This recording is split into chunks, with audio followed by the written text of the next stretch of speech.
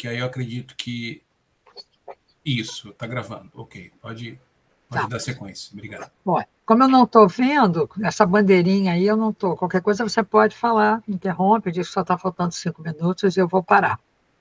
Então, boa tarde a todos, né? Meus agradecimentos também aos setores da UF, a vocês que estão me proporcionando essa experiência, essa possibilidade de mostrar o meu trabalho, a minha pesquisa.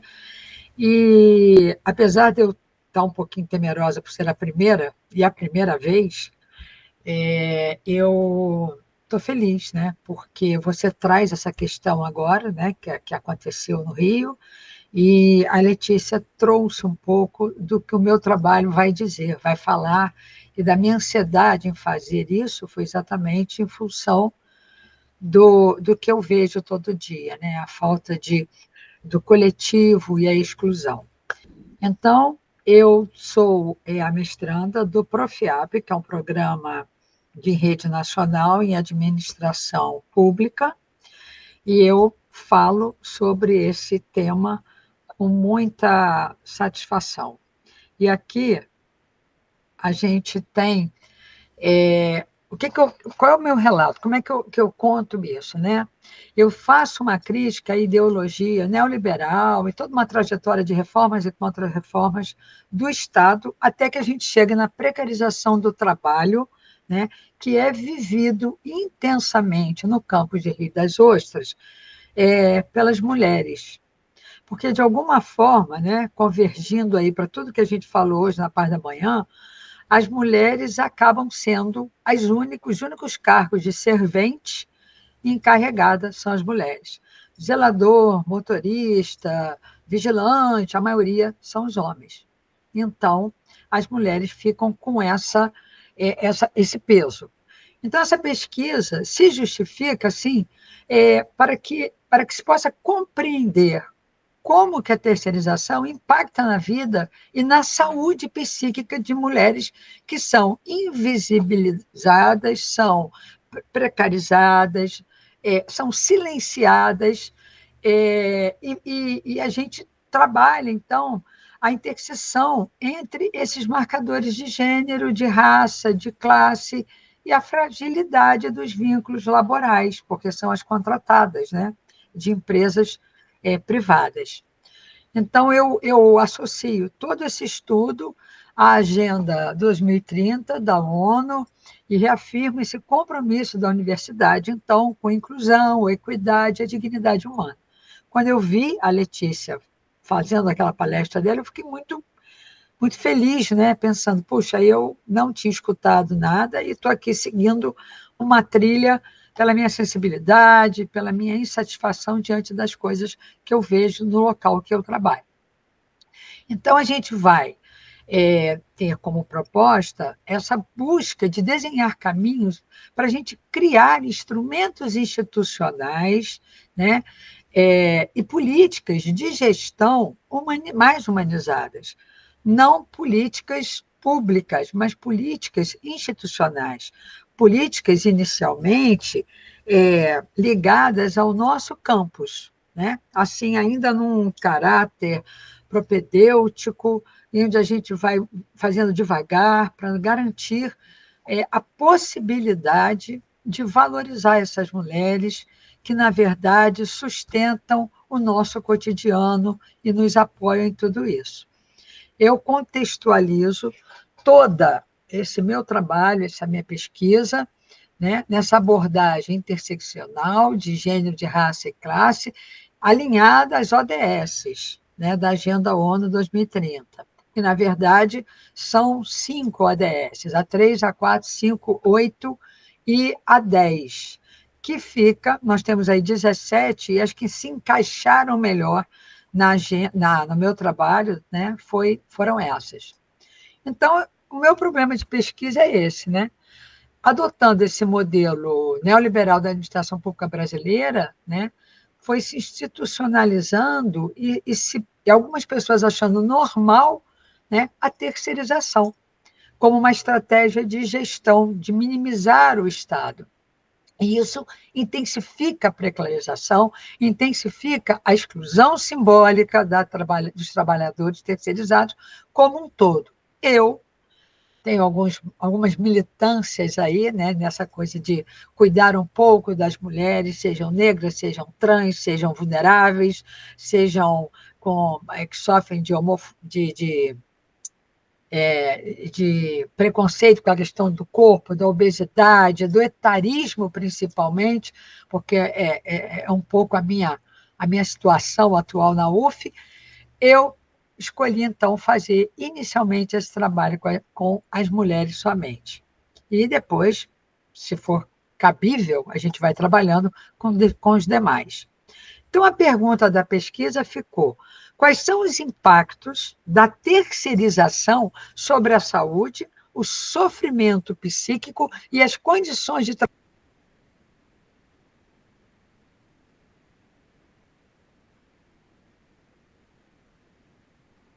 Delma, você está ouvindo? Delma? O microfone dela foi fechado, mas é só clicar lá, eu acho. Delma, você Pronto, sempre... e agora? Estão ouvindo? Perfeito. Pode continuar. Então, tá. Então, diante dessa ausência de políticas... Foi silenciado de novo.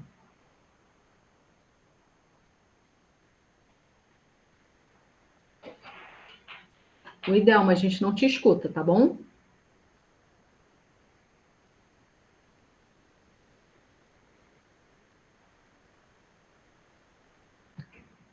O ideal, uma Karine aqui está falando que pode ser talvez o fone. Você consegue trocar? Você está ouvindo a gente?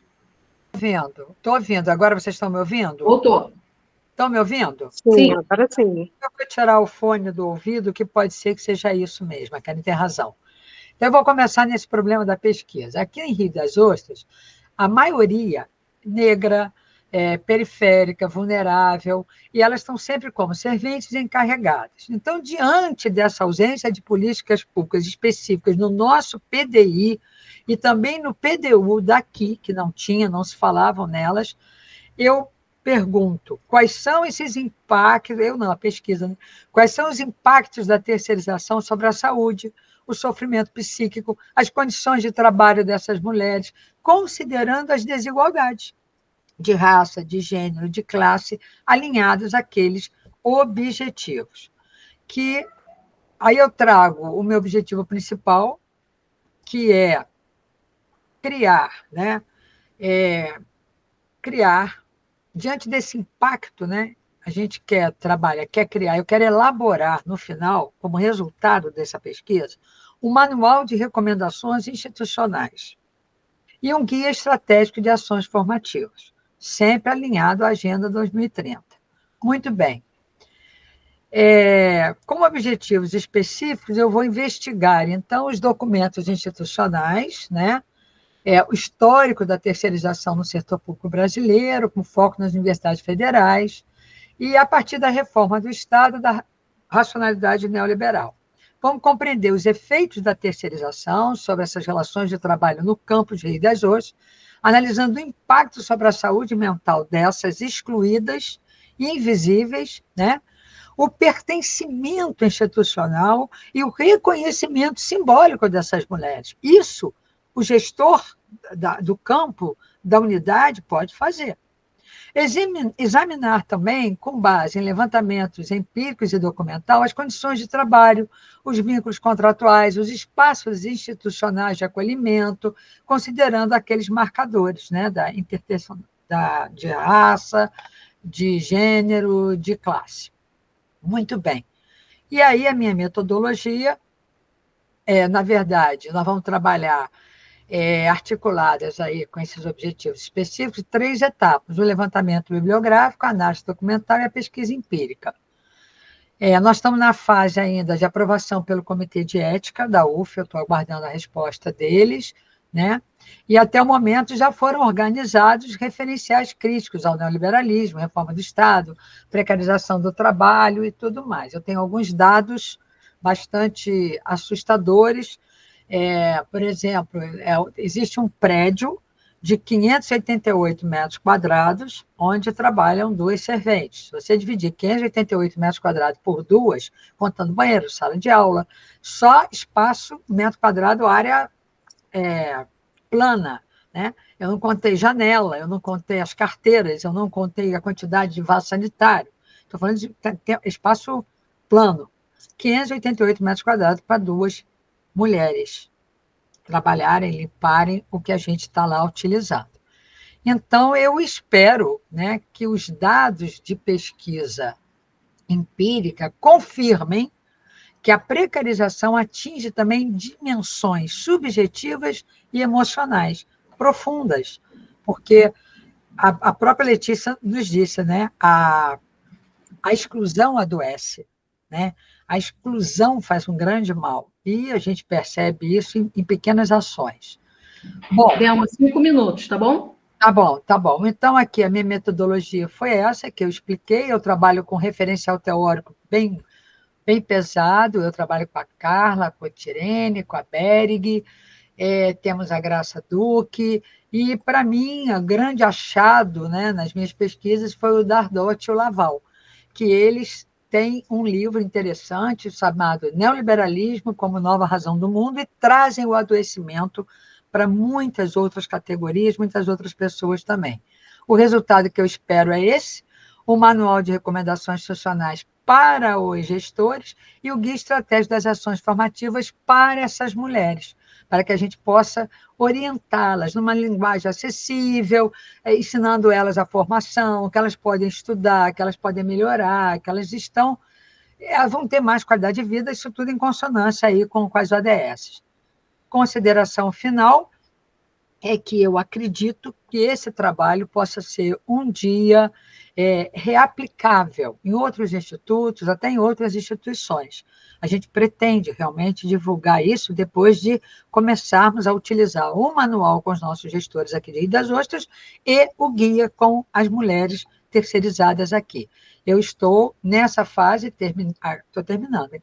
Eu estou nessa fase aqui, aguardando agora para novembro a qualificação. Só falta o capítulo das pesquisas, né, com elas, empírica, porque eu dependo do comitê de ética, e aí é fazer a revisão, que a qualificação de SEC é para fazer. Tenho que apresentar os 2 manuais, que é o PTT, o programa Profiap pede que eu faça, que eu elabore, que eu apresente, e eu acho que até abril de 2026, que é o último mês que eu tenho para completar os 2 anos do mestrado, lá em Volta Redonda, eu devo estar terminando essa dissertação com submissão de artigo e 2 seminários e 2 congressos também, que eu vou participar, que foi aprovado. Muito obrigada, era só isso. Espero que tenha dado tempo aí, Silvia. 13 minutos certinho. Muito obrigada. Estava bem nervosa. Não pareceu, Thelma. Parabéns. Obrigada, obrigada. A reação aí do pessoal, parabéns, muito legal. E uma inspiração ter você aqui com esse ânimo e essa empolgação em falar desse tema tão importante. Muito legal, parabéns. E em abril de 2026 vai ser a apresentação, a sua defesa, é isso? Se for antes, para mim, melhor, porque ela está quase pronta. Eu só preciso encaixar ali as pesquisas e os resultados. O resto que eu tinha que fazer, eu já fiz. Entendeu? Parabéns. Vou estar torcendo lá, emanando essa energia aí antes disso, para dar tudo certo. Eu queria aqui em público também agradecer a professora doutora Cláudia, que é uma psicóloga, trabalha lá no mestrado, várias frentes ela tem, e ela é minha orientadora, é uma pessoa muito, muito maravilhosa, tem me apoiado bastante, se interessado bastante e me dado muita coragem para participar de congressos, de seminários, já fiz uma publicação também, já fizemos uma publicação numa revista, e eu estou feliz. Muito obrigada a vocês também, tá? Vou ficar aqui. Thelma, parabéns. Inspiração para todo mundo aqui, eu tenho certeza. Não desistam, eu estou com 71 anos e estou começando minha vida de pesquisadora. Até então era só trabalho. Que lindo relato. E eu estou, Silvia, ali eu estou na direção, eu trabalho como secretária do diretor do Instituto de Humanidades e Saúde, aqui em Iguaçu. Se alguém precisar de alguma coisa, estamos aqui à disposição, tá bom? Obrigada, Delma, pela gentileza. Muito obrigada. Obrigada a todos. Vou tirar aqui. Então, pessoal, dando continuidade aqui à nossa mesa, nós vamos agora com o trabalho Perfil do MEI no Sudeste Brasileiro, Raça e Gênero no Microempreendedorismo Individual. Temos como autores a Agra Mitsui Sano, Gabriel Pires de Carvalho e Sandra Januário dos Santos.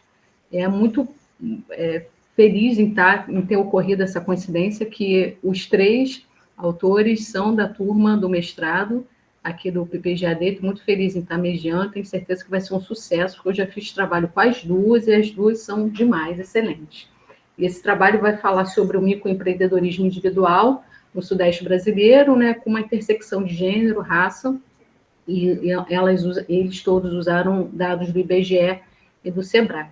Águida, fica à vontade para começar a sua apresentação.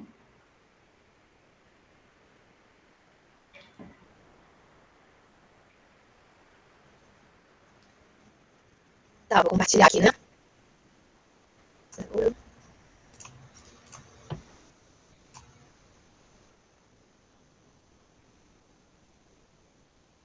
Me digam se foi, por favor.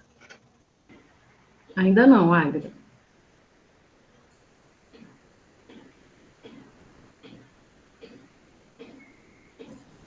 Só aparece o A aqui para mim. Acho que talvez para todos a mesma coisa.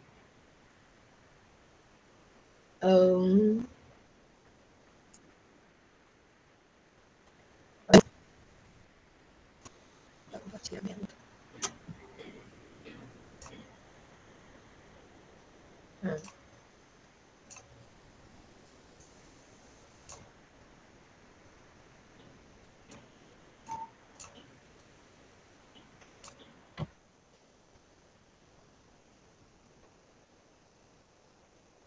Não, ainda não, né? Não, Águida. Vitor, será que você consegue tirar essa apresentação? Será que é por isso? Não foi.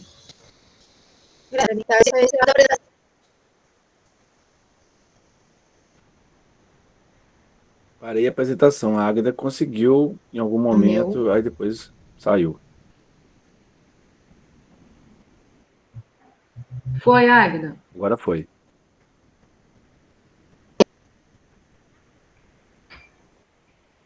Ah, tá. Apareceu normalmente.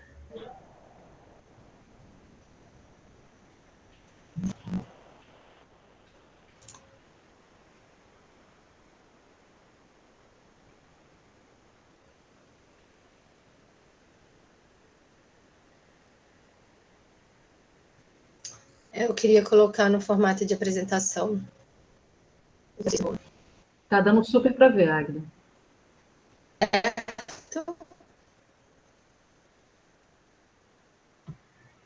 Conseguimos enxergar bem, Águida. É porque eu não... Então... Tá, posso começar, né? Águida, o seu áudio aqui ficou um pouco ruim agora. Pode começar.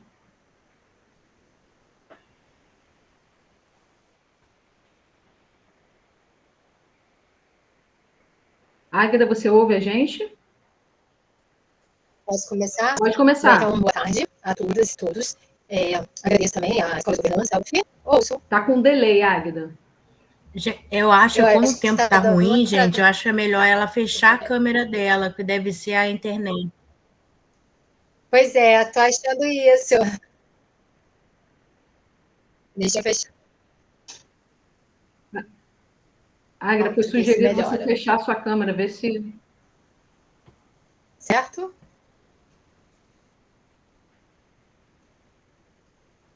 Fechada. Pode ir. Eu achei que tá com atraso mesmo. Ela também tá de fone, não tá? Tá. Então, boa tarde. Tô.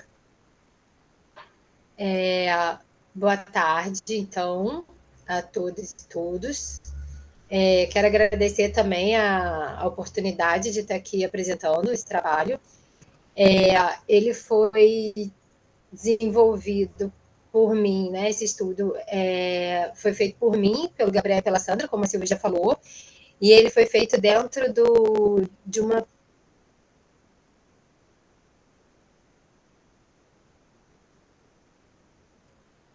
disciplina que a gente tem no PPGAD, que chama Tópicos Emergentes em Estudos Educacionais.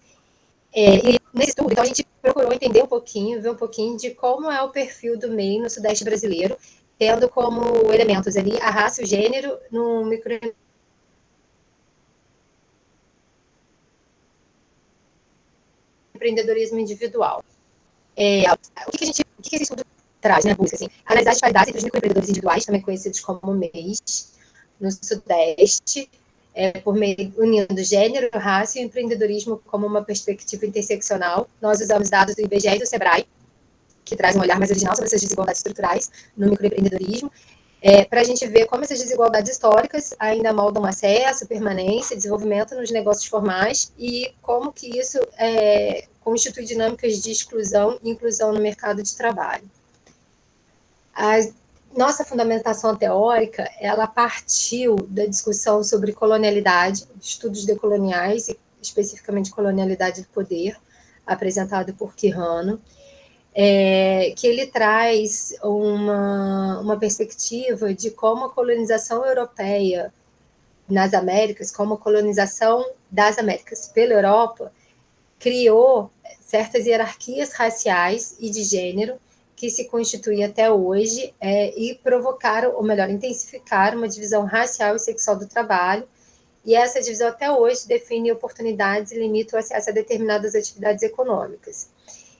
E usamos também a Hirata, Marx, Souza e Guedes, que falam muito, trazem uma perspectiva também da questão de gênero, né? E como existem mecanismos para perpetuar desigualdades, principalmente das mulheres em atividades ligadas ao cuidado, menos valorizadas e menos remuneradas, e a interseccionalidade como uma ferramenta analítica para compreender a sobreposição de desigualdades.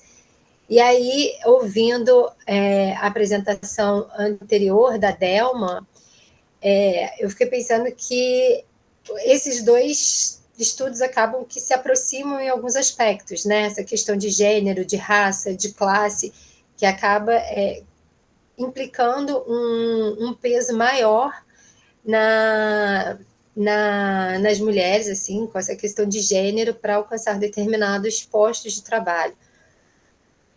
O estudo teve como objetivo, então, analisar o perfil sociodemográfico dos MEIs no Sudeste, sobre a influência de gênero e de raça, e aí como objetivos específicos, investigar como esses índices demográficos, né, como essas variáveis demográficas estão distribuídas nessas pessoas que optam pelo microempreendedorismo individual, identificar padrões de desigualdade, discutir os impactos das dinâmicas sociais e históricas sobre essas oportunidades de empreender e refletir sobre as implicações das desigualdades encontradas, propondo caminho para maior equidade. Eu acabei não falando no início, eu não sei se todos estão familiarizados com o termo do que é o MEI, né? O MEI é a sigla para microempreendedor individual, onde as pessoas físicas elas têm a possibilidade de abrirem uma empresa individual, elas criam um CNPJ e a partir daí elas podem prestar serviços como pessoas jurídicas, emitindo nota fiscal. Tem um teto de arrecadação anual que essas pessoas podem ter, que é de R$81 mil, que está esse ano, dá um pouco mais de 6.500 por mês, se a gente considerar 12 meses.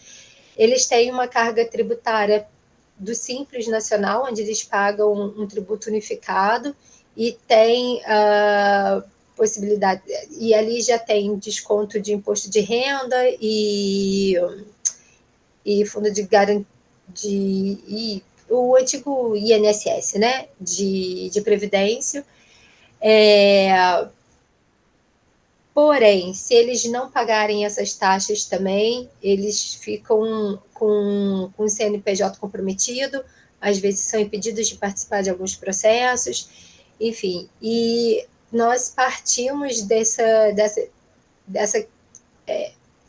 houve de 2008 para cá, quando isso foi regulamentado, houve um crescimento exponencial de pessoas que começaram a abrir CNPJ como uma possibilidade de entrar no mercado formal de trabalho, de sair da informalidade, de ter outras possibilidades de contratação, né? Porque a contratação por pessoa jurídica, às vezes, ela é mais simples e é menos onerosa para o contratante do que uma contratação por pessoa física, que tem ali tributos e recolhimentos.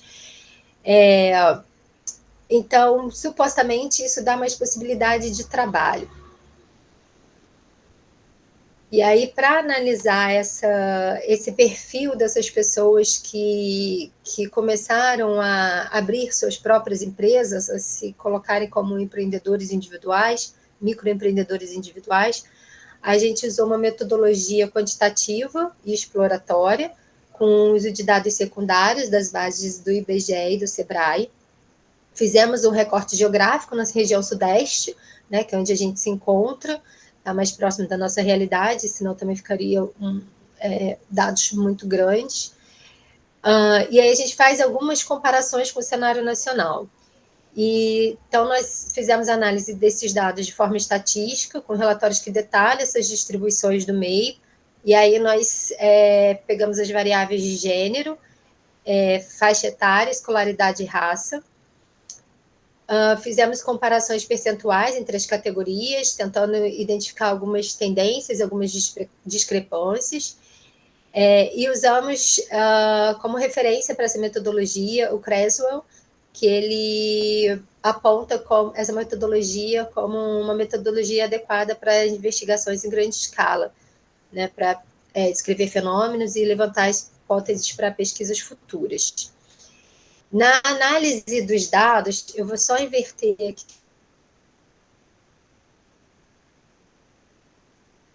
um pouquinho. Fizemos, então, uma análise por raça, e aí nós pegamos aqui o percentual, né, de acordo com o IBGE, com as autodeclarações do censo, da população, distribuição racial e étnica da população, e da região sudeste, e a gente vê que elas têm uma distribuição bem parecida pela autodeclaração, né? Lembrando que é autodeclarado. Tem uma distribuição bem próxima, mas aí quando a gente foi ver para a composição racial no sudeste, tem uma distribuição bem equitativa entre pretos e pardos e brancos, só que quando a gente olha para os MEIs, os brancos, a população autodeclarada branca, ela tem aí 13% a mais, né, nessa comparação, eles são 13% maior do que a população preta e parda, quando a gente olha só para quem tem o MEI. Depois, nós olhamos para a questão de gênero, identificamos que também é uma distribuição bem equilibrada, porém, quando a gente vai olhar para quais são a natureza das ocupações dentro dos MEIs, a gente vê que tem uma forte segregação ocupacional, onde as mulheres estão predominando em atividades de cuidado e serviços pessoais, assim, os 3 primeiros itens, saúde, estética e beleza, as mulheres estão ali em 90%, na casa acima de 85%. Quando a gente olha para outras atividades econômicas mais duras, assim, né, das engenharias, da tecnologia e inovação, os homens predominam, eles estão acima, as 3 últimas categorias, assim, os homens estão acima de 85% também. Então, tem essa diferença de onde essas mulheres e esses homens estão ocupando, que atividades econômicas eles estão ocupando. E aí, dentro daquela discussão teórica de interseccionalidade, de questões de gênero, a gente vai percebendo, vai inferindo como que essa construção social, ela até hoje interfere em escolhas individuais, estereótipos, e traz heranças aí que associam competências específicas para cada sexo. né, intensificando a divisão sexual do trabalho também. No caso da interseccionalidade, então, da raça, a gente ainda tem a questão das mulheres pretas ainda, né, as mulheres negras, que, em geral, têm ocupações menos valorizadas ainda do que as mulheres brancas. E aí a gente tem aqui, mais ou menos, também é bem distribuído o gráfico, né, o quadro, no comparativo da região sudeste com o Brasil, em termos de número, mas em termos de ocupação a gente vê essa discrepância. A tabela é grande, eu não trouxe aqui porque é uma tabela muito grande, depois, se tiver tempo, eu posso mostrar. E aí as outras variáveis que nós encontramos, a questão da faixa etária, que 50% está ali dessas pessoas que são microempreendedores individuais, estão na casa entre 30 e 49 anos, acima dos 50 tem 25%, abaixo dos 30 tem 20%. Então, essa formalização está ali predominantemente na fase adulta, numa idade que é uma idade reprodutiva, ali, principalmente na casa dos 30, né? As pessoas já estão, supostamente, já passaram pela faculdade, já estão no momento mais de estar numa certa estabilidade econômica, e numa estabilidade profissional. Só que a gente viu também que mais da metade da população que tem dos MEIs não possui ensino superior. Então, tem uma relação aí entre as pessoas que também, às vezes, não têm uma qualificação formal, né,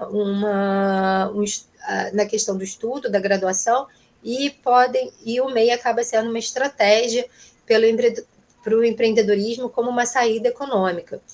E aí, historicamente, quem são essas pessoas que têm dificuldade de acesso ao estudo e à qualificação profissional e formal? Normalmente são as populações negras e as mulheres. Então, beleza. A que conclusões chegamos? O MEI, ele ajudou na questão da formalização do trabalho, para as pessoas saírem da informalidade e terem outras possibilidades de trabalho formal, só que isso não elimina desigualdades estruturais e de gênero. E essa inclusão jurídica também não garante uma inclusão social e econômica, porque você ter o MEI não significa que você necessariamente vai ter um emprego, né? Você não tem um vínculo de trabalho e necessariamente você não vai ter emprego nenhum trabalho. Isso também, porque persistem as barreiras históricas e estruturais de gênero e de raça, principalmente. Como sugestão de ação, a gente propôs sistemas públicos de cuidado para desonerar o trabalho doméstico feminino, ações de promoção de igualdade salarial e campanhas de conscientização contra estereótipos de gênero e raça. Tivemos algumas limitações, que é a ausência de dados mais detalhados sobre interseccionalidade, a gente teve uma dificuldade em cruzar esses dados. Percebemos também que tem pouca visibilidade dos povos indígenas nos dados coletados, eles são pouco expressivos ali. E a gente sugere para pesquisas futuras, né, incluir categorias profissionais que não foram tão exploradas aqui nesse estudo e aprofundar a análise sobre a informalidade e precarização e tentar olhar um pouco mais também para essa comunidade indígena, como é que ela está chegando no mercado de trabalho. É isso. Rapidinho, corrido, mas acho que foi. Dentro do tempo, Águeda. Parabéns. Dentro do tempo. Vou fechar aqui, então, a apresentação, tá? Perfeito. Parabéns, Águeda. Falei que elas mandavam bem, né? Parabéns, muito legal. No trabalho da Dani, né? 15 minutos. Então, pessoal, dando continuidade aqui, agora nós vamos com o relato de experiência, setor de apoio educacional, inclusão pelo viés pedagógico no Instituto de Saúde de Nova Friburgo. É um trabalho realizado pela Aline Nunes Ferreirinha, Jaqueline da Silva Monteiro e Aline Sherman. É um relato da experiência que narra a prática de trabalho desenvolvido nesse setor, SAI, lá no Instituto de Saúde Ramo Friburgo, no atendimento pedagógico de estudantes com necessidades educacionais específicas. Eu achei muito interessante conhecer esse instituto, porque eu soube há pouco tempo que tinha um setor que fazia, inclusive, atendimento, né, para dependentes. Meus pais moram em Friburgo, mas também tem casa moram no Rio, mas também tem casa em Nova Friburgo. Eu descobri lá, falei, vai lá ver como é que é. E eles foram super bem atendidos, então achei super legal ver esse trabalho aqui também e conhecer um pouco do Instituto. Eu só fiquei na dúvida como é que fala. É ISF ou vocês falam ISNF mesmo? ISNF mesmo. ISNF. Então é isso. A Aline que vai apresentar. Vocês, quando eu mostrei a plaquinha, vocês conseguiram ver ou não? Eu vi. Então, eu posso dar continuidade? Não, até porque a gente fica com a janela da apresentação. Desculpa.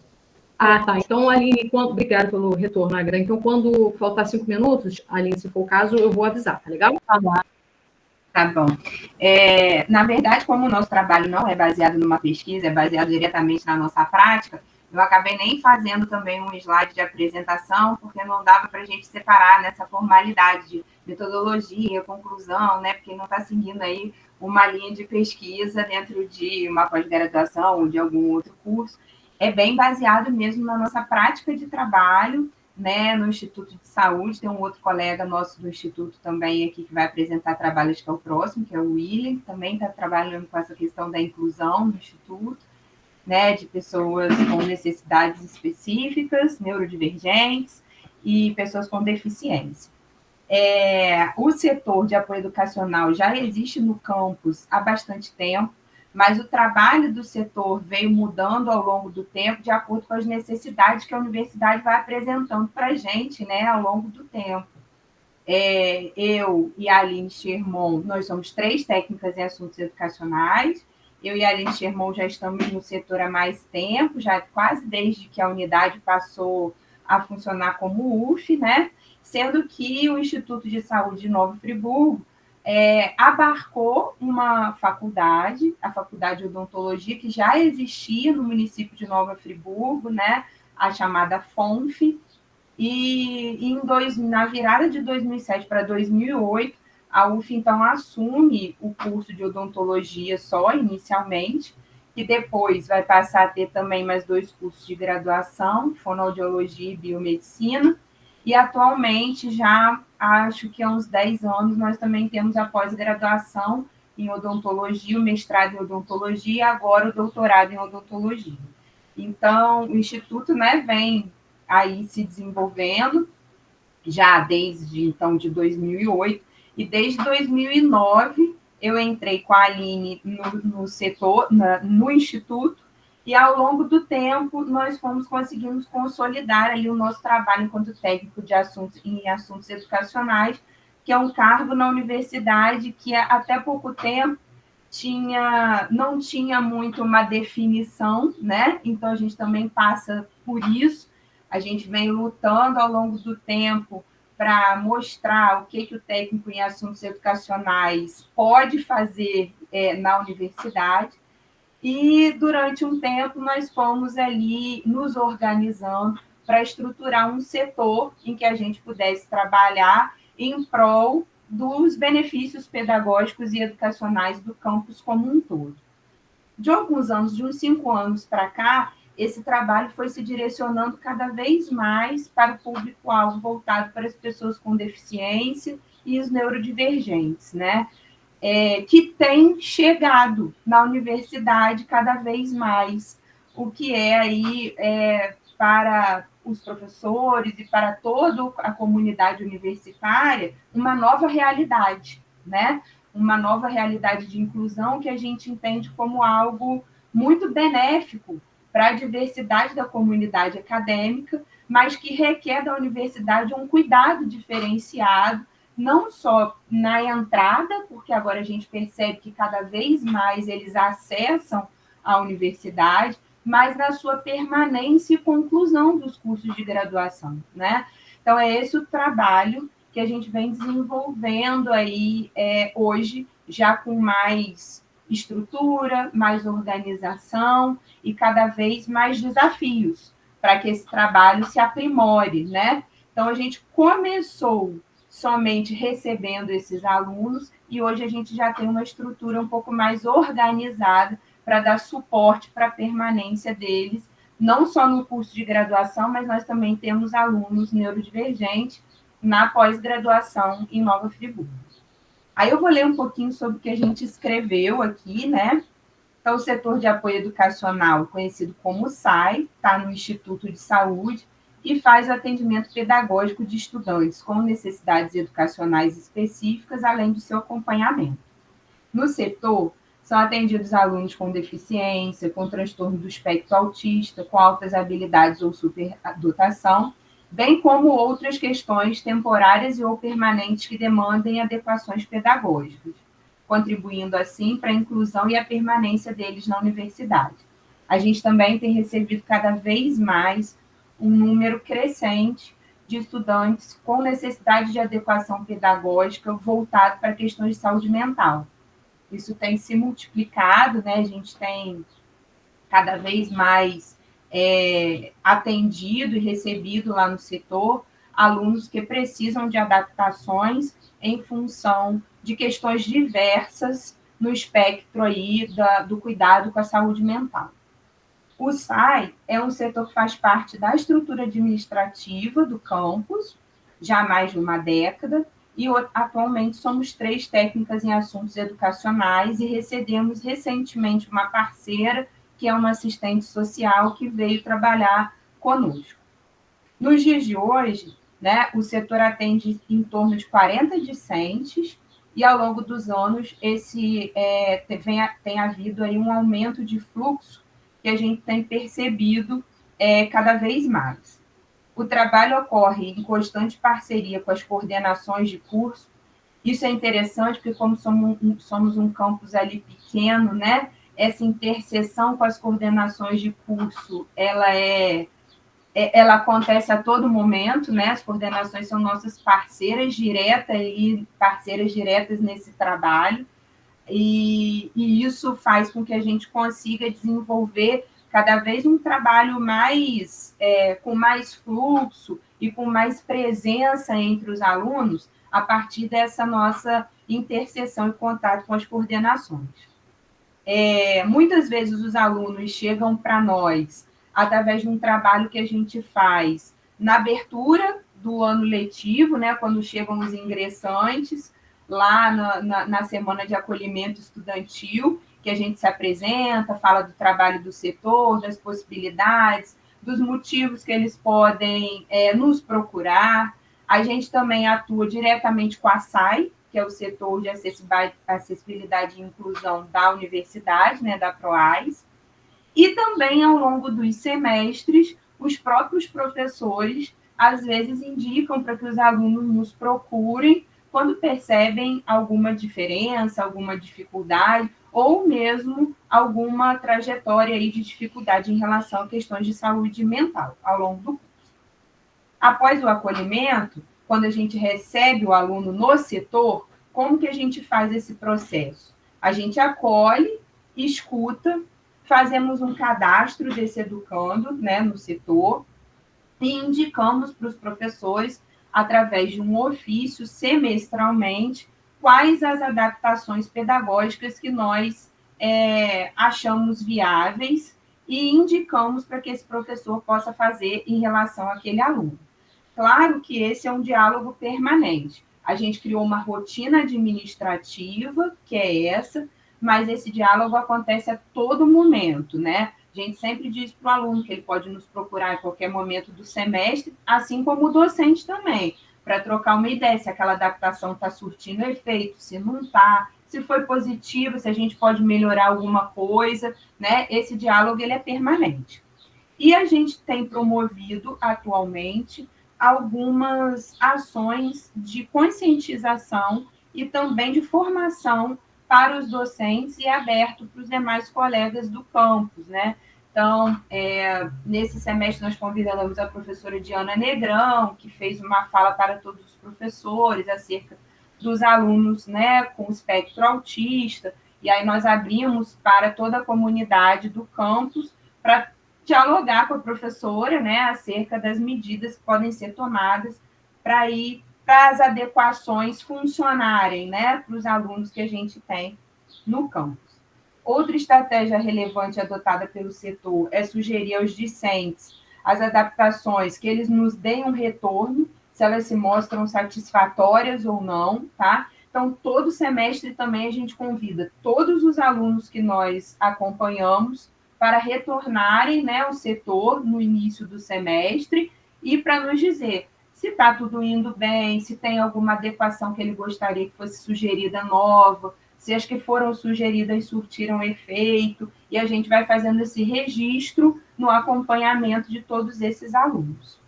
Uma vez que o campus não dispõe de espaços, por exemplo, para que os alunos possam fazer avaliações em ambientes separados, a gente sugere aí, às vezes, outras adequações, como o uso de fone abafador de ouvido para minimizar ruídos, né?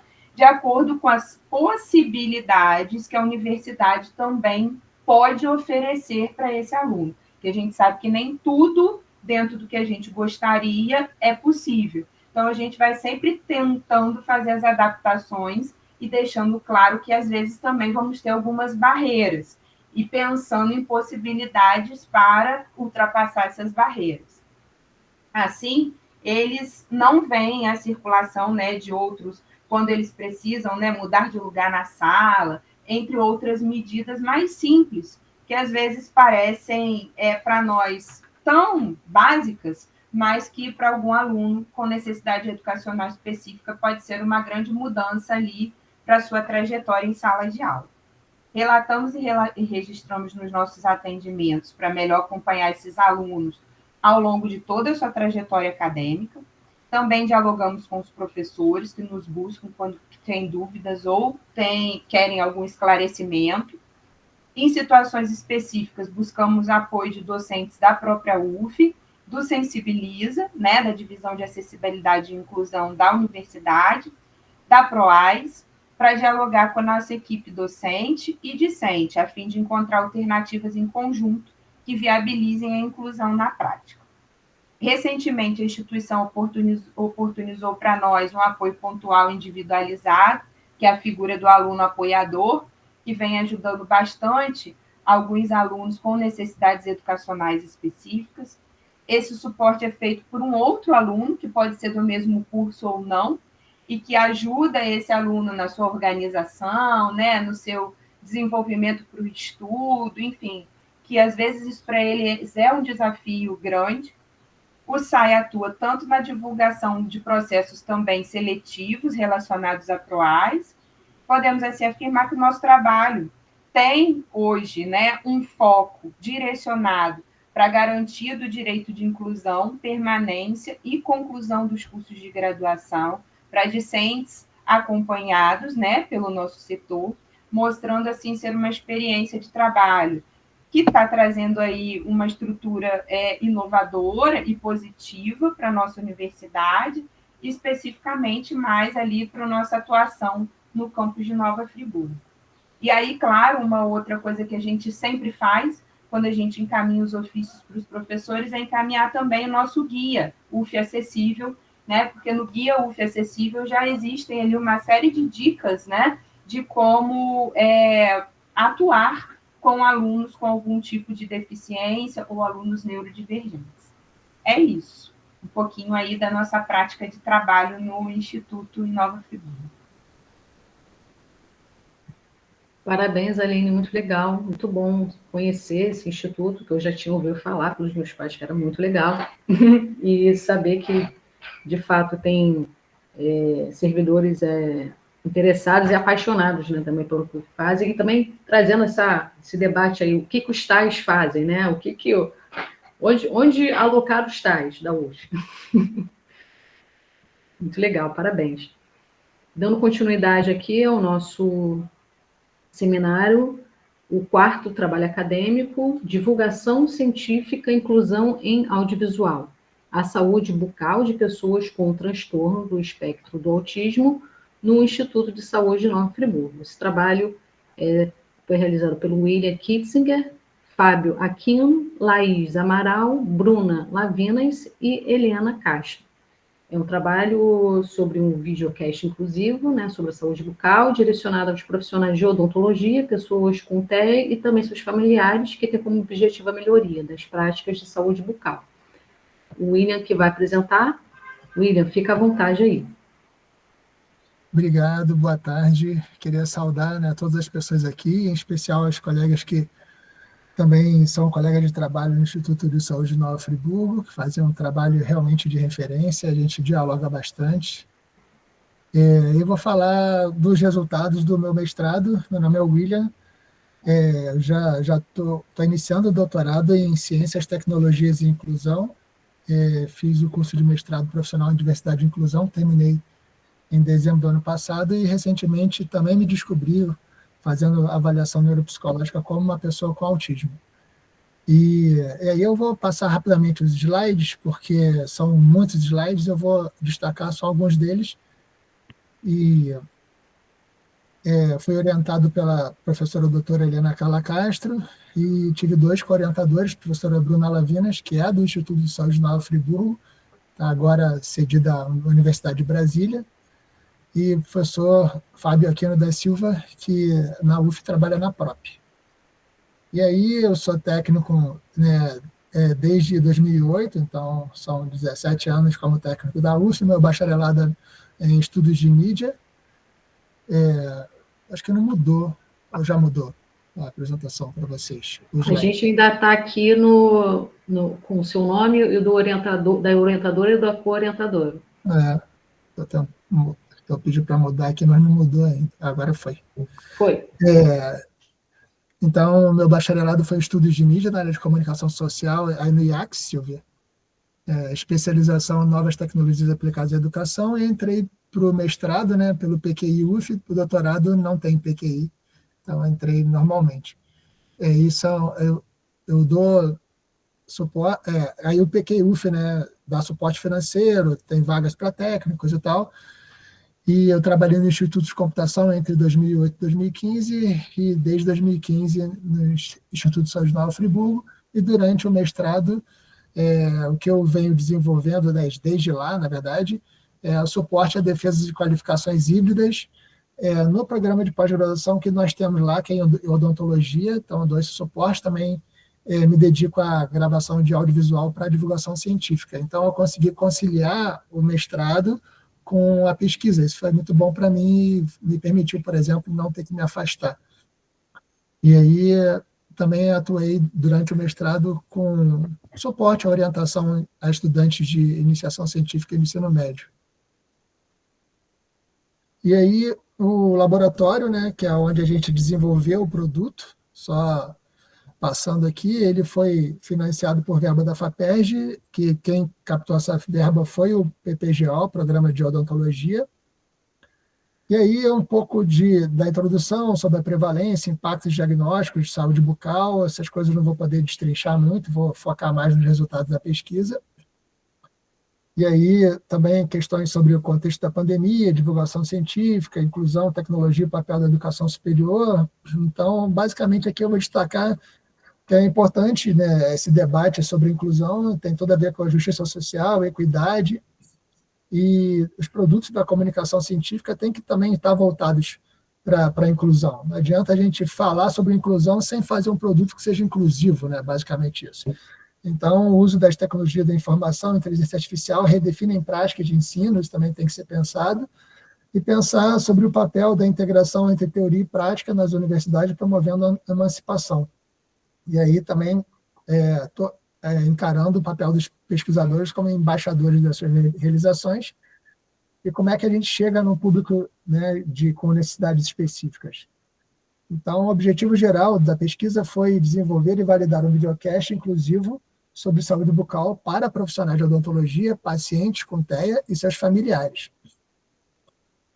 E aí, objetivos específicos foram revisar a literatura usando a bibliometria dos vídeos instrutivos voltados para a saúde bucal de indivíduos com TEA, utilizando a análise bibliométrica para identificar tendências, lacunas e contribuições relevantes nessa área, selecionar conteúdos e determinar a estratégia didática de apresentação do vídeo, Aí o 3, de fato, construir o vídeo com a perspectiva da inclusão a partir da gravação e entrevista de profissionais da área. Depois avaliar, né, tanto o impacto na internet quanto também a pesquisa com seres humanos, que passou pelo Comitê de Ética, da opinião de especialistas, profissionais, pacientes e familiares. E aí, sobre a análise da bibliometria, a gente usou duas bases de dados, a Scopus Web of Science. O software foi o RStudio, que usa Python e também a linguagem de programação R, e no pacote Bibliometrics. Os principais descritores foram vídeo, filme, oral health e autism. E a gente estratificou nas bases de dados, unificou no software e excluiu as duplicidades. E em relação à validação, né, para poder fazer a pesquisa, depois que fizemos o vídeo, avaliamos o vídeo com seres humanos, então submetemos ao Comitê de Ética em junho, nós tivemos a aprovação em setembro, e a coleta de dados, depois eu vou mostrar que foi em outubro. Essa foi o título, né, da pesquisa no CEP. A coleta de dados foi feita presencial e remoto, foi das duas maneiras, e a análise qualitativa, o corte transversal na modalidade da pesquisa de estudo de caso único. E aí a validação por especialistas, né, a gente buscou especialistas para avaliar tanto o conteúdo do vídeo, quanto a interpretação em Libras, quanto a tecnologias assistivas embutidas, como legendas inclusivas, e a gente buscou docentes com doutorado e experiência com pessoas, né, atendimento a pessoas com TEA, e aí e também impacto e relevância. Esse foi o grupo 1. O grupo 2, o público-alvo, né, tinham 3 perfis distintos: profissionais de odontologia, discentes da graduação ou da pós, no caso foi da graduação, e familiares de pessoas com TEA. E o critério de inclusão para os profissionais e discentes, né, terem experiências com atendimento de pessoas com autismo, e os familiares que fossem os cuidadores principais, não necessariamente mãe e pai, mas tivemos 2 mães. E aí, para a validação do produto foi feita com questionários semiabertos, identificamos idade, sexo, formação, condições visuais auditivas, e eles avaliaram a relevância do conteúdo, a qualidade da legenda, né, das legendas e da interpretação em Libras, e o impacto na sua prática clínica acadêmica ou na sua vida pessoal, né, no caso dos cuidadores, e o nível de satisfação geral. O resultado esperado seria a validação do videocast como ferramenta inclusiva e sabia da relevância para acadêmicos, dentistas e familiares. E aí, falando já dos resultados, a revisão bibliométrica, a gente encontrou, né, literatura sobre vídeos instrutivos em saúde bucal voltados para indivíduos com transtorno do espectro do autismo. Em relação à seleção dos conteúdos, foi definida a estratégia didática para a apresentação do videocast junto com a elaboração também de um artigo que foi publicado durante o processo, que ajudou a nortear a estrutura do roteiro. E foi produzido o vídeo, né, com uma abordagem inclusiva, incluindo gravações de entrevista com uma especialista. A avaliação online, a gente monitorou o vídeo no YouTube durante cerca de 2 meses, foi o tempo que o vídeo ficou na internet. Não, foi um pouco mais, 1 ano e pouco. O vídeo ficou na internet até a gente fazer a coleta de dados em novembro do ano passado, e análise de percepções dos especialistas, né, e do público-alvo também. Então, aqui está um pouquinho do recorte do vídeo. Então, a gente tem a entrevistadora, que foi uma aluna de odontologia, eu acho que já se formou, a Elisa Simas, e a entrevistada, no caso, foi a doutora Laís do Amaral, que é da Universidade Católica de Brasília, e tivemos a interpretação de Libras de Jardson Pires dos Santos Vasconcelos, e tivemos a presença de legendas grandes e amarelas com sombra para facilitar, por exemplo, quem tem baixa visão, recursos gratuitos de código aberto. Toda a edição do vídeo foi feita com softwares livres, então fica fácil depois de poder treinar outras equipes, o a parte financeira para adquirir o software não seria barreira. E a estrutura dos vídeos tem 2 tipos de enquadramento mais aberto, enquadramento mais fechado e estrutura de capítulo para facilitar a navegação. Aqui é um pouco do que foi encontrado na revisão bibliométrica. Não vou entrar em detalhes, é nuvem de palavras, não dá tempo, mas aí também a gente encontrou na literatura, né, fazendo essa revisão, suporte para poder dialogar com os nossos achados. Então, até dia 5 de novembro de 2024, está um pouco mais de um ano do vídeo online, tivemos 152 visualizações.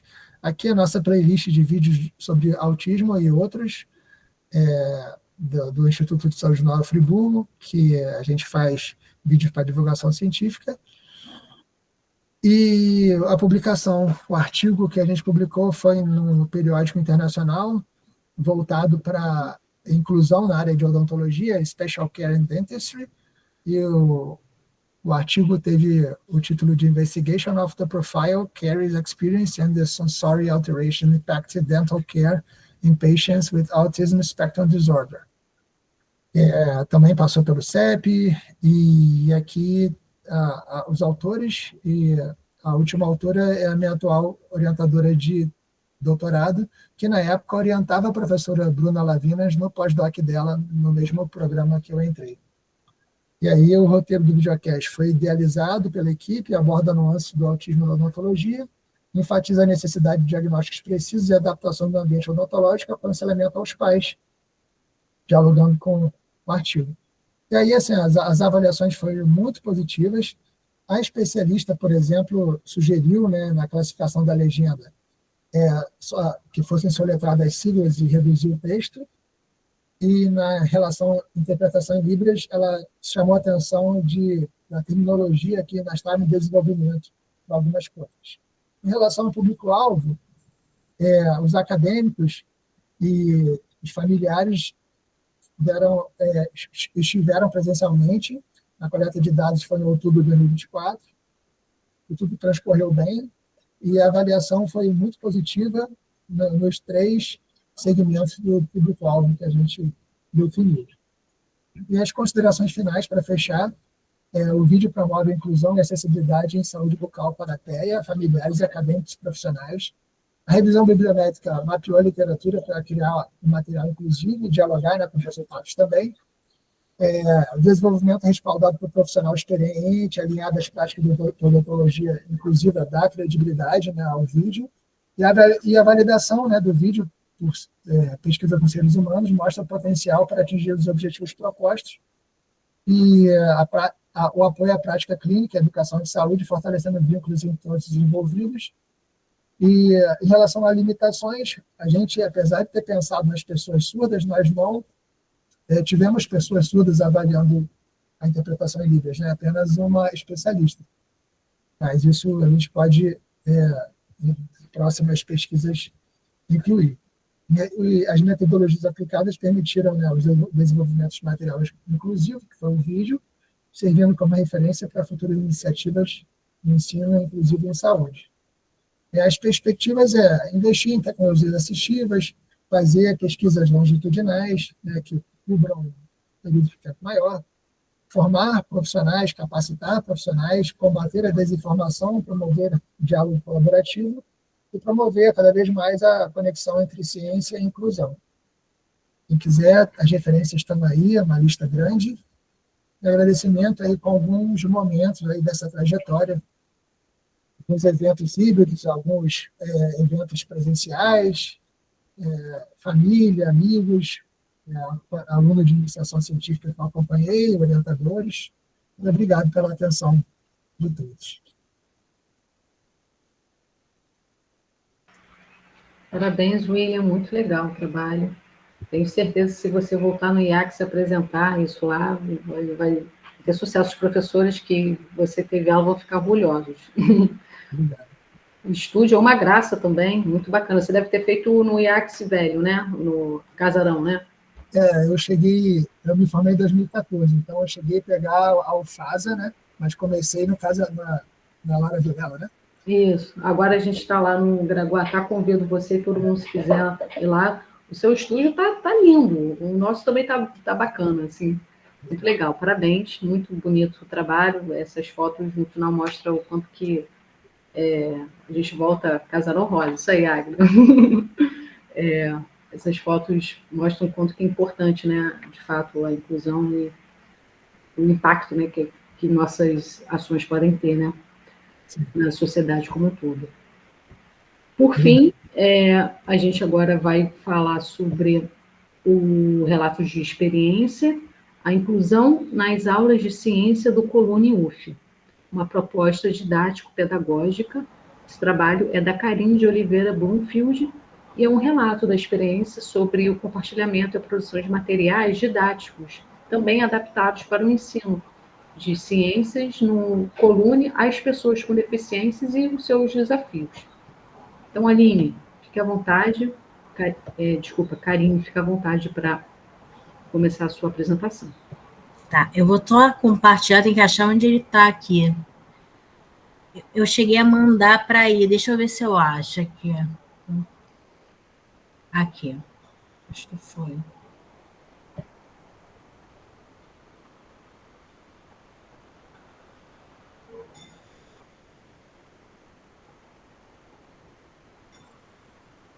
Eu acho que é a janela, peraí.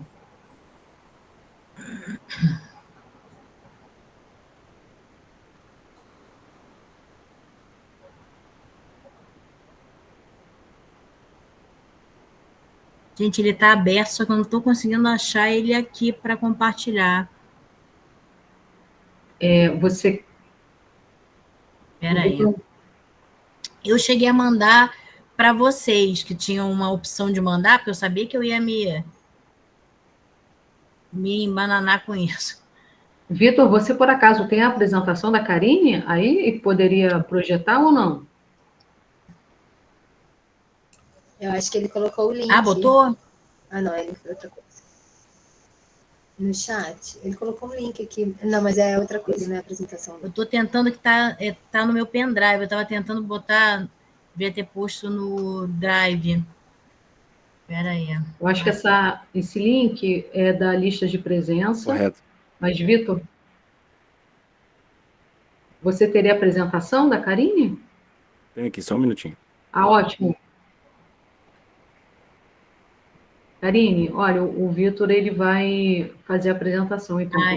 Obrigada, gente, desculpa.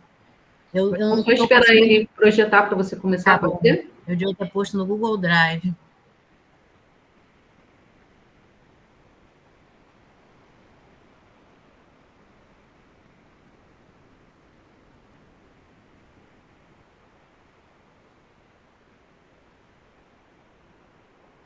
Vou tentando salvar aqui também.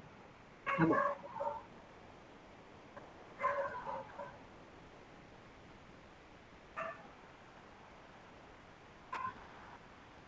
Você consegue ver, Karine? O Vitor já prontamente foi.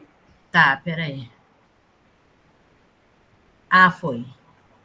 Obrigada, Vitor. Desculpa, gente. Então, boa tarde a todos, todas e todos. Eu começo fazendo uma autodescrição, né? Eu sou uma mulher branca, tenho cabelos e olhos castanhos, estou usando uma tiara vermelha com os detalhes em branco na cabeça e uma blusa azul. E aí o meu trabalho, assim como na direção da Aline, né? Não é uma pesquisa, mas é um relato de experiência, né? Ali baseado na minha prática também, docente, em sala de aula, e que tem o título, né, que a Silvia apresentou, a inclusão nas aulas de ciências do Colune UF, uma proposta didático-pedagógica. Eu sou professora desse colégio, que eu vou mostrar daqui a pouco um pouquinho, professora EBTT. Pode, por favor, passar.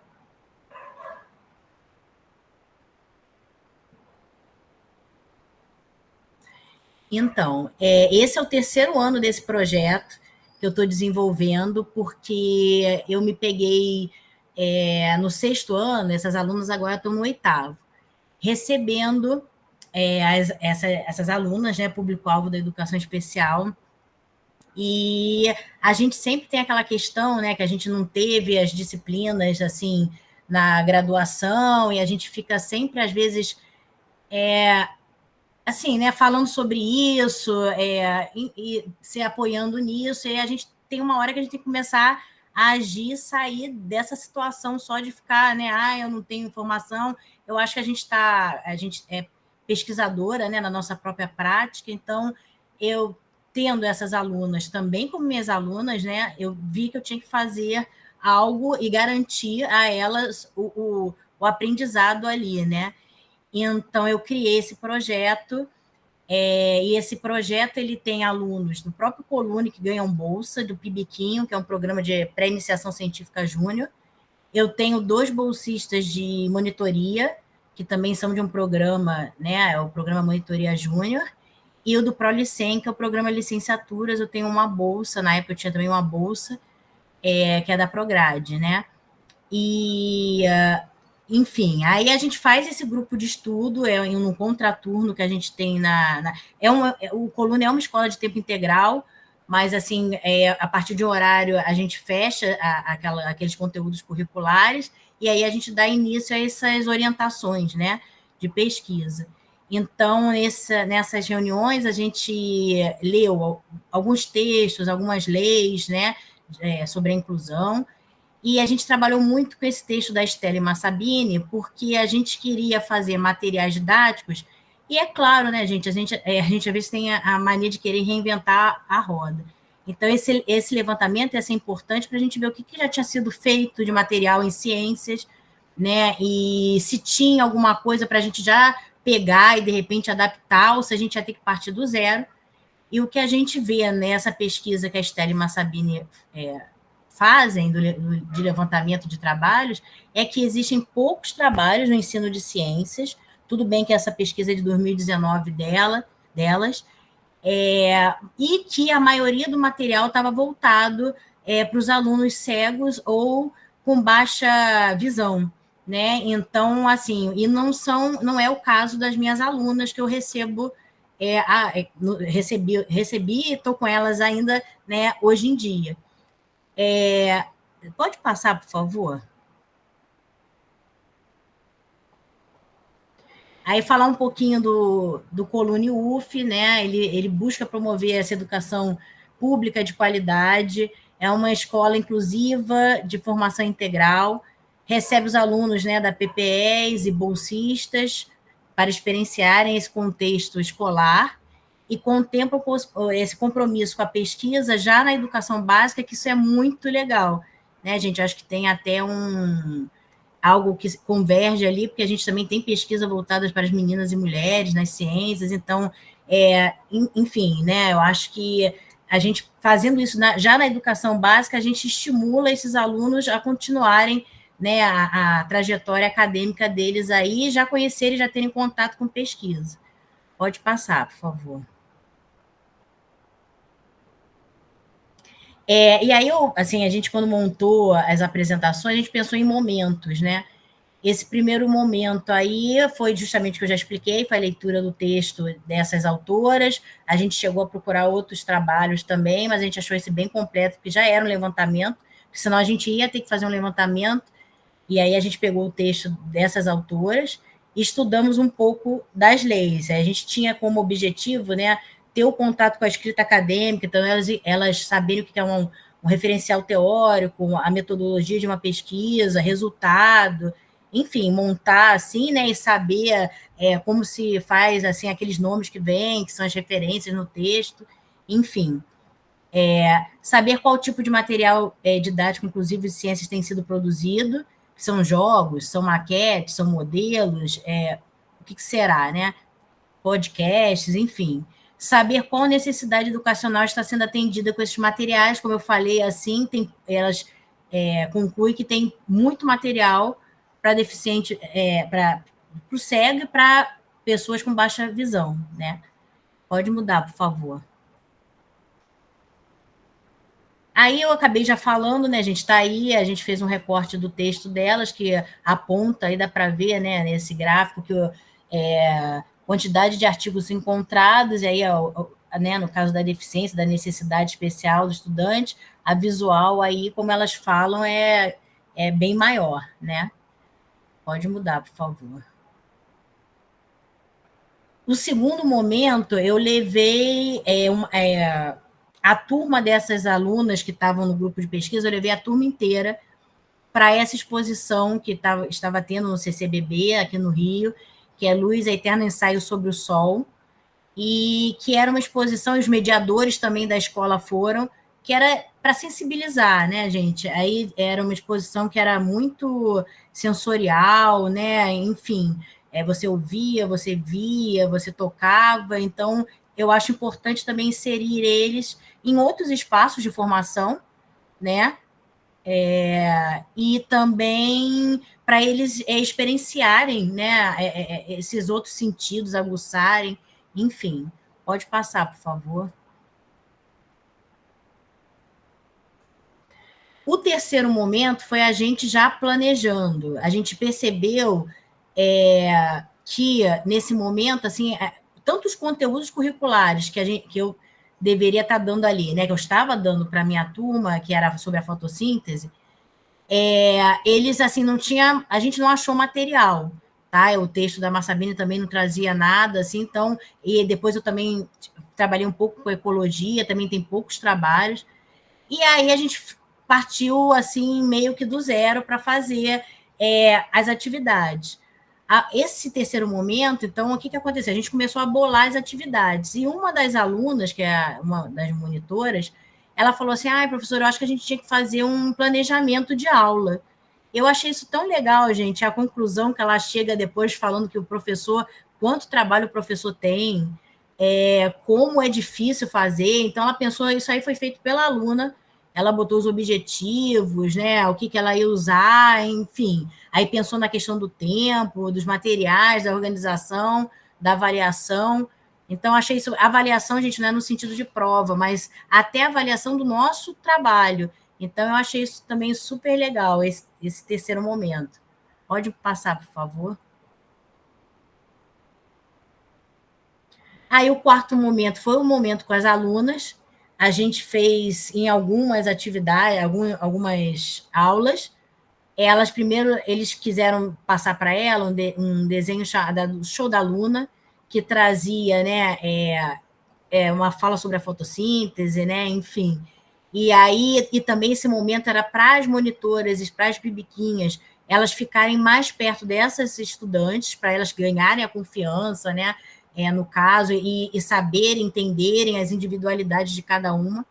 Então, isso foi muito importante. Pode passar, por favor. Esse também é um outro momento que a gente assistiu o filme, depois a gente trabalhou com os materiais desenvolvidos. A gente desenvolveu essa maquete, que está aqui à minha esquerda, que tem a planta ali, aí mostra a raiz, né, para mostrar um pouco da morfologia, os fatores bióticos, abióticos ali funcionando para a planta. Tem uma caixinha verde pequenininha assim na frente, que uma das alunas fez uma espécie de televisão, que eu acho que tem ela mais de perto. Se você puder passar, por favor, eu acho que eu coloquei os materiais. Esse ainda é atividade, tá? Eles trabalhando com as alunas, mostrando o material. Pode passar, por favor. Aí tá aí, ó, esse modelo, né, da morfologia vegetal, que aí elas puderam ver raiz, aí eu trabalhei como é que absorve água, enfim, como é que a energia solar na fotossíntese. Essa caixa televisão que eu estava falando agora, ela tem um palito de sorvete aparecendo um pouquinho. Ela colou um velcro e aí tinham os fatores abióticos, né, água, luz, que as plantas gostam. Quando elas pegam esses ingredientes, ela fica feliz, aí a plantinha ficava feliz. Só que tinha alguns alimentos, que é pizza, sushi, não sei o quê, que aí a gente corria a imagem, a planta estava tristinha ali, ela não estava bem, né? Para trabalhar também essas coisas dos fatores abióticos, bióticos. E essa caixa de perguntas, que eram perguntas assim para ver o que elas tinham entendido, que a gente coloca a carta com a pergunta para cima e ela tem um dispositivo que a resposta sai já embaixo. Então, os alunos pensaram em cores diferentes para chamar a atenção das alunas.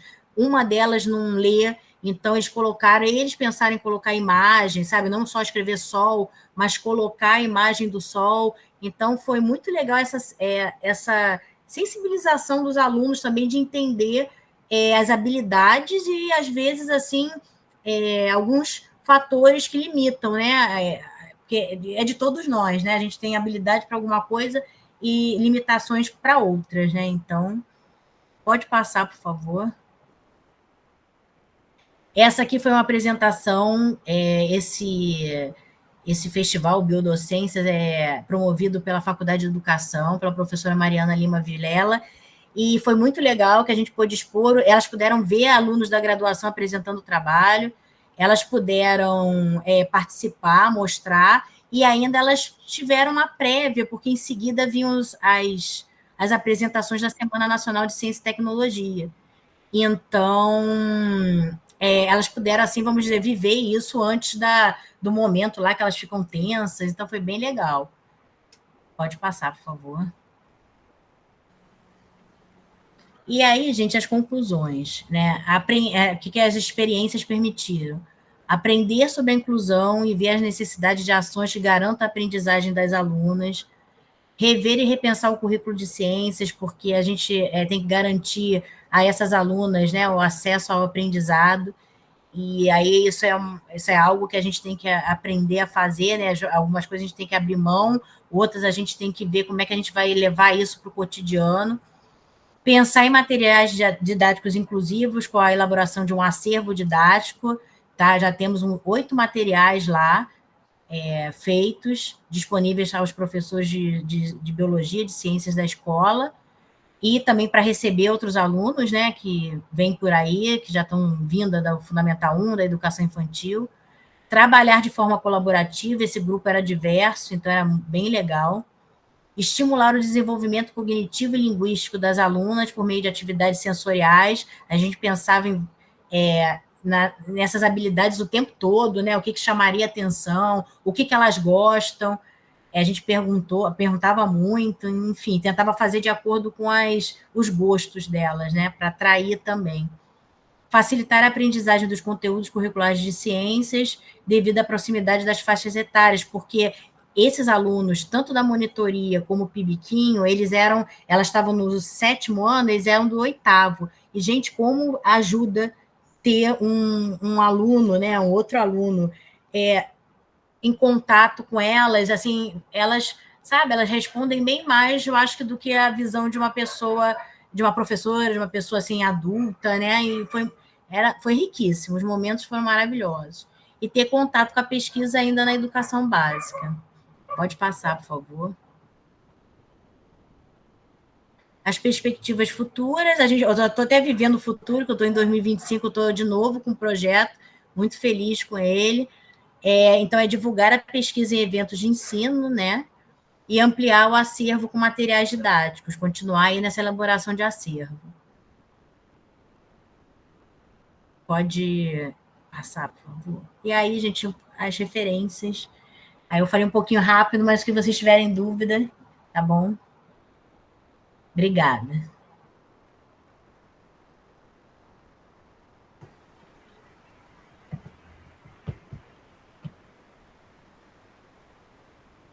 Karine, parabéns pelo trabalho, muito bonito ver o Colune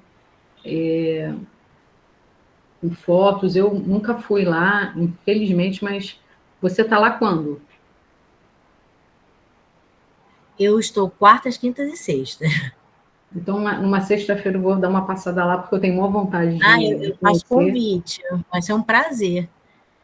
É muito bonitinho vê-los, assim, eu tenho 2 sobrinhos também, então esse tema me toca. Achei lindas as fotos, isso que você falou deles conseguirem reagir melhor com uma outra criança e as outras crianças participarem desse processo também, né? Muito bonito. É porque o grupo, ele tem essa... A gente, às vezes, vai, né? A gente reúne às quartas, às vezes às quintas, e às vezes, assim, às sextas. Então, mas, assim, a gente troca depois até número aqui, o dia que a gente se reunir, porque depende também... A gente teve um ano atípico, né? Por causa da greve, a gente reposição, tudo, então a gente ficou bem maleável nos horários e nos dias. Muito bonitinho, muito importante o trabalho dos professores na base também, e, enfim, todo mundo acha que só tem elogios ao Colune, muito, muito importante, parabéns. Pessoal, vou abrir aqui para as perguntas da audiência, se alguém quiser já iniciar, pode levantar a mão e fazer a contribuição, se não tiver nenhuma pergunta. Quem começa?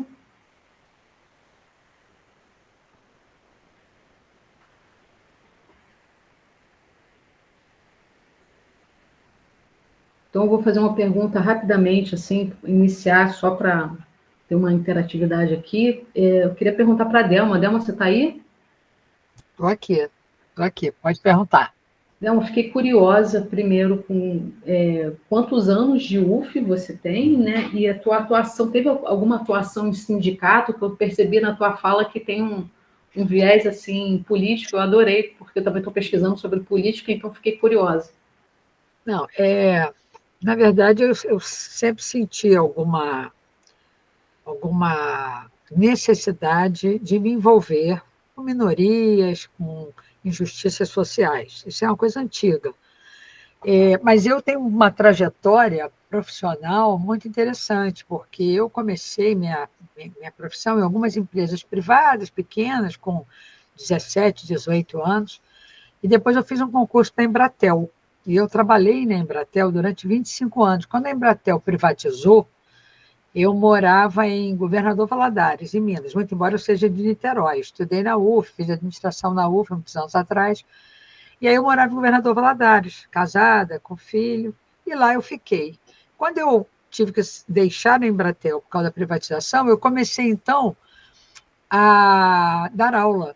E aí eu dei aula há muitos anos. Eu cheguei a ser diretora de faculdade, eu dei aula em vários cursos de graduação, mas era uma faculdade pequena, era um centro universitário, tinha 4 cursos só, e eu era tudo lá. Eu era a diretora, coordenadora do curso de administração, dava aula na pedagogia, dava aula no serviço social, faltava professor, eu entrava. É uma outra realidade.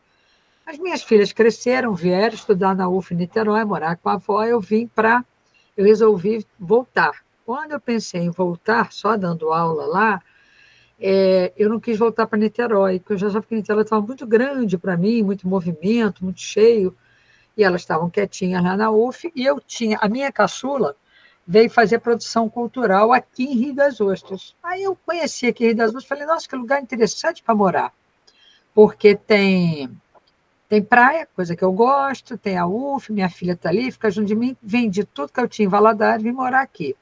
A outra termina a nutrição em Niterói, vem morar aqui, trabalhou embarcada. Hoje a realidade é a seguinte, elas foram um exemplo para mim. Uma está fazendo projeto para doutorado em educação, em Brasília, mora em Brasília, tem um filho, a caçula, que era aqui de Rio das Ostras, e a que era nutricionista, hoje faz doutorado em nutrição na UERJ. Ela já trabalhou também, já tentou o doutorado, tentou e fez 3 anos na UF, mas ela só conseguiu fazer na veterinária. E ela passou exatamente pelo que a nossa querida Letícia hoje cedo falou. Perguntaram para ela, a banca tinha um homem, um professor, e perguntou para ela, mas você quer fazer doutorado ou quer criar filha? Minha neta tinha 3 anos de idade. Para ela foi uma loucura, porque ela é militante, ela participou do movimento de mães, dentro da UF e tal, ela ficou muito decepcionada, foi tentar de nutrição na UERJ, onde ela foi muito bem recebida. E com isso eu fui influenciada, eu fui presidente fui delegada sindical, quando trabalhava na Embratel, depois eu me envolvi com outras coisas, cidade, mas agora eu realmente estou mais atuante mesmo. Eu tenho 71 anos, entrei na UF, depois dessa história toda de vida, eu entrei na UF em 2012, já tinha especialização, não tinha mestrado, tinha especialização, tinha muita experiência, Quando a diretora viu meu currículo, e a menina pediu para ir embora para Niterói, a secretária dela, ela me chamou para ser secretária dela. Eu falei assim, que bom, é um emprego ótimo, é um lugar ótimo para quem está com a minha idade. Eu já tenho alguma experiência nessa coisa de direção, vou contribuir bastante. Só que eu acabei me envolvendo com várias coisas, né? Eu agora estou falando muito, posso continuar? Fica à vontade, pode concluir. Estou falando, eu tenho agora um grupo de avós que a gente trabalha a questão do etarismo e a relação conflitante, às vezes, entre a mãe e as noras ou as filhas, quando elas tentam cuidar dos netos, ajudar com os netos. Eu, nessa história de UF, desde 2012, eu ia fazer psicologia lá dentro, falei, esse negócio vai demorar muito, currículo muito grande, vai levar 6, 7 anos para formar, não dá tempo, não tem mais tempo para isso, então eu estou com idade. Aí eu fiz uma formação em psicanálise, eu hoje também sou psicanalista, atendo clinicamente como psicanalista, por isso esse meu lado, assim, essa preocupação em acolher os outros também, né? E aí eu criei esse grupo na agenda acadêmica, participei agora, que chamava Voz, a Voz e Etarismo. Foi muito interessante, criamos uma carta para as filhas e para os netos sobre o que as avós sentem depois de uma certa idade. Estou na direção, junto lá com os diretores, ajudando como secretária. Tenho uma função gratificada como secretária de direção, que não é lá muita coisa, mas dá a gente uma alegria de saber que a gente está reconhecida pela instituição. E sofro muito vendo as meninas da limpeza, as minhas meninas lá, sofro muito. Então, agora eu estou assumindo também o contrato, a fiscalização do contrato, para ver se eu consigo, terminando a minha dissertação e o meu mestrado, eu possa, com os meus produtos, né, os tais manuais e o guia lá estratégico para elas, eu fazer reuniões com elas. Porque o que mais me choca, sabe o que é, gente? É ouvir uma menina dizer assim, eu queria tanto estudar. Eu falei, por que você não faz aqui, antes de você ir embora, faz o vestibular social, tenta um Enem, faz serviço social, que à noite você não precisa nem parar de trabalhar. Ela fala baixinho assim, não posso não, dona Delmas. Uma menina aí foi falar que queria estudar, 1 mês depois ela foi mandada embora. Verdade ou mentira, a gente não sabe, mas a gente sabe o medo que elas têm de ser mandadas embora. É muito sofrimento, né? Muita exclusão, é muita falta de acolhimento da parte dos docentes, da parte dos discentes, do corpo técnico, porque são eles que limpam para a gente trabalhar, são elas que estão lá o tempo todo tentando agradar, fazendo um cafezinho, e às vezes a gente passa, tem gente que passa, não dá nem bom dia. E o discurso, às vezes a retórica, chega numa reunião é outra, não fala a palavra terceirizado, não pode falar o terceirizado, politicamente incorreto. Mas faz o que a favor? Não faz nada, elas ficam ali, à mercê de um dominado que acha que é o dominador, né? Que é o encarregado, que é o contato lá com a empresa privada. É muito triste a realidade delas. E a gente vê elas trabalharem num sol, às vezes estão de casaco por baixo do macacão. Eu digo, por que você está com esse casaco? Porque eu levei um tombo na minha casa, levei 10 pontos, eu não posso entrar com atestado. E não pode, a gente sabe que não pode. Entrou com atestado, pode contar. 1, 2, mandado embora. Olha, a primeira da fila para ser mandado embora. Aí as pessoas dizem assim, mas isso é empresa privada, a gente não tem o que fazer. Não, a gente tem. A gente tem, porque existem políticas institucionais, né, que são voltadas para a UF, dentro do PDI, sobre várias questões, o PCD, a gente tem vários trabalhos da UF assim, para a comunidade, mas a gente não tem para eles. Não sei por que eles ficam meio intocáveis, todo mundo fica meio com medo de fazer alguma coisa, não entendo bem, estou tentando entender, né? Minha pesquisa é para entender tudo. Agora eu estou começando a entender melhor. Essa é a minha história, gente. Você ficou curiosa, mas sem me defendendo do etarismo, eu já tenho idade para estar aposentada, mas eu não consigo, fico Eu fico me coçando. E o meu chefe diz assim, ele é muito novo, rapaz novo, ele diz assim, você não vai embora agora não, você não vai inventar de ir embora não, né? Eu entrei agora na direção de novo, já é o segunda gestão dele. Aí eu fiz as contas, eu falei, cara, você é louco. Quando você sair daqui a 4 anos, eu estou com 74 anos, o que, que a gente vai fazer? O que, que eu vou ficar fazendo aqui? Café, né? Aí ele ria, mas não vou não fazer café, não, tem muita coisa para fazer. Karine, pode falar.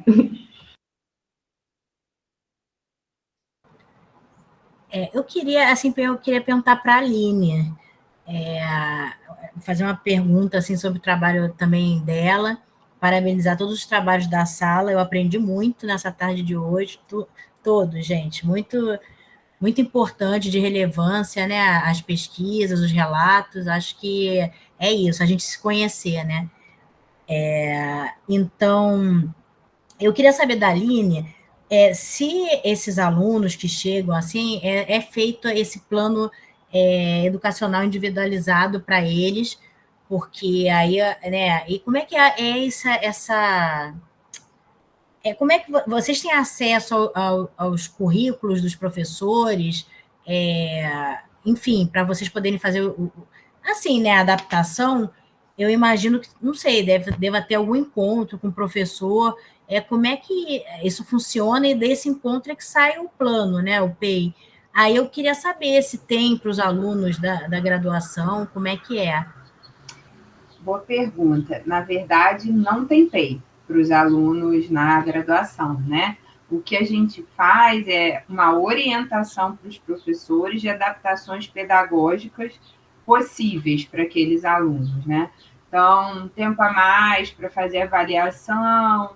Para alguns alunos, a gente sugere a permissão do uso dos abafadores. Para alguns alunos quando é alguma deficiência auditiva, aquelas adaptações do professor falar olhando para o aluno, colocar legenda nos seus vídeos, né? Enfim, não ligar o ventilador quando estiver dando aula. Então, são, na verdade, adaptações mais simples, porque o que a gente pode fazer enquanto setor são essas sugestões pedagógicas, né? A gente não pode interferir ali na autonomia do professor, e mesmo também não temos a competência, como são disciplinas muito específicas na graduação, né? Porque é voltado para cursos da área de saúde, pelos quais a gente não teria competência para ajudar, assim, nessa reprogramação curricular específica, que teria que ser feita pelo próprio docente, né?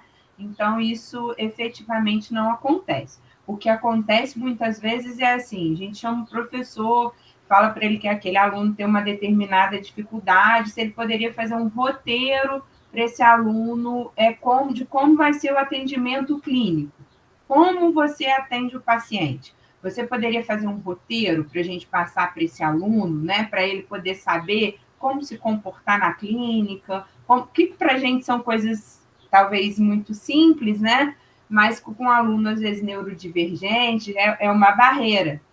Então, com alguns professores, a gente consegue afinar um canal de diálogo mais próximo. Com outros, não. Temos resistências, ainda temos muitos professores, às vezes, capacitistas, né? Enfim, a gente está lidando ali com uma diversidade grande de pessoas, né? E adaptação curricular mesmo são poucas. E PEI não tem. Parece que a gente ficou com um PEI, eu sou professora de educação básica também, né? Parece que a gente ficou com um PEI muito voltado para a educação infantil e para a educação básica, né? No ensino superior, isso ainda está em discussão. Se isso vai ser feito, como vai ser feito, né? Mas efetivamente, na prática, ele não acontece. Vou aproveitar também, vou agradecer a presença de todos, dessa partilha aí. Foi muito interessante ouvir os trabalhos de todo mundo e falar sobre assuntos tão diferentes e, ao mesmo tempo, tão convergentes, né? E falar também um pouquinho dessa nossa partilha de trabalho na mesma instituição, conhecer um pouquinho, né, sobre o que cada um está fazendo, que é um momento muito interessante. Então, agradecer à universidade por isso, e para a gente manter eventos como esse, né, que a gente possa trocar aí, conhecer um pouquinho do trabalho do outro. Com o trabalho remoto, a gente acabou até ficando um pouco mais distante dos colegas de trabalho, né? E nesses momentos a gente consegue aí conhecer um pouco mais do que todo mundo está fazendo aí na UFS como um todo.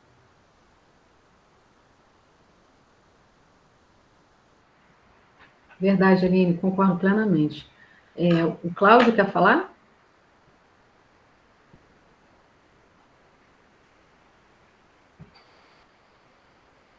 Achei que tivesse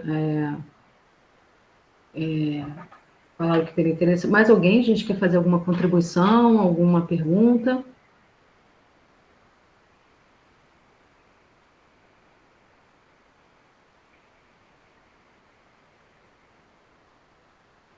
Vitor, estou... Isso. Então, pessoal, não havendo mais perguntas, novamente, parabenizar os trabalhos apresentados. Muito lindas as histórias todas aqui. E concordo com o que a Aline falou, essa possibilidade, né, que o Progep e a escola também propuseram aqui para a gente, que seja o primeiro, é o meu primeiro aqui, então que seja o primeiro de muitos, parabenizar a todos. E muito obrigada, que possam, não sei se vão estar em outras mesas aqui, mas parabéns pelos trabalhos aqui apresentados. Foi um prazer. Muito obrigada a todas. Obrigada. Tchau, tchau, pessoal. Obrigada. Obrigada, boa tarde para todos. Boa tarde.